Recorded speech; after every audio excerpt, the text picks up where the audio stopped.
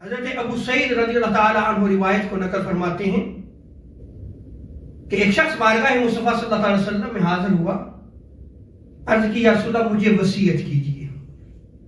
تو آقا علیہ السلام نے اس کو وصیت فرمائی، اور وصیت فرماتے ہوئے حضور علیہ السلام نے ارشاد فرمایا اللہ سے ڈرتے رہنا، یہی ساری نیکیوں کا مجموعہ ہے. سو ساری نیکیوں کا مجموعہ کیا ہے؟ خوف خدا ہے. آج یہ جو دوریاں پیدا ہو رہی ہیں نا ہمارے درمیان میں، اس کا سبب یہ ہے کہ خوف خدا نکل گیا ہے. ہم اگر کسی کی عزت تار کرنا چاہتے ہیں تو یہی منہ کھولتے ہیں، یہی زبان کھلتی ہے، یہی زبان چلتی ہے. جب خوف خدا ہو کہ میں نے جو آج بونا ہے کل کاٹنا ہے، کہیں میرے بولنے کی وجہ سے کسی دوسرے کو تکلیف نہ پہنچے، وہ بددعا نہ دے دے، کہیں اس کو تکلیف میں مبتلا نہ کر دوں.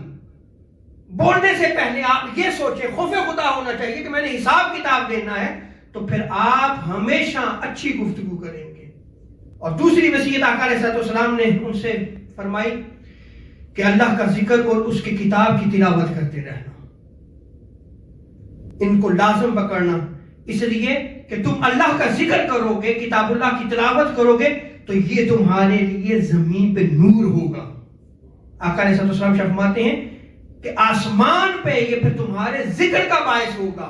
یعنی تم یہاں پہ اللہ کو یاد کرو گے، اللہ کی کتاب کی تلاوت کرو گے، تمہارا ذکر آسمانوں پہ ہوگا.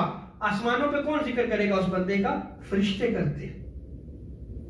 تو انسان کو جو زندگی بسر کرنی چاہیے، اس کی زندگی میں ہمیشہ جب بھی زبان کھلے تو اچھائی کے لیے کھلے، وگرنہ خاموش رہے. بہتر ہے اس کے لیے، اس کی نجات اسی میں ہے، خاموشی اختیار کرے، کسی کو تکلیف نہ پہنچے اس زبان سے.